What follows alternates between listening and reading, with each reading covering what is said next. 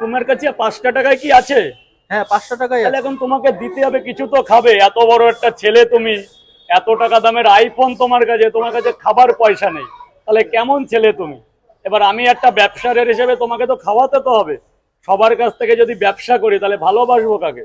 আচ্ছা সেই আমার কাছে সূত্রে নয় পয়সা নেই, ঠিক আছে, কেউ যদি কারো কাছে যদি পয়সা না থাকে তোমার কাছে যদি এসে বলে, তুমি কি তাকে সেটা দাও? আমার আর তার পার্সোনালিটি ব্যাপার, আমি এর মধ্যে তোমার ফেসবুকে আমি বলতে চাই না। মানে সেটা তুমি বলতে চাও সেটা না, আমি তাই তো? বলতে না, যদি কেউ আসে সেটা আমার পার্সোনালিটি তাহলে এখন ব্যাপার। 5 টাকা দিয়ে তাহলে কি খাবো এখন?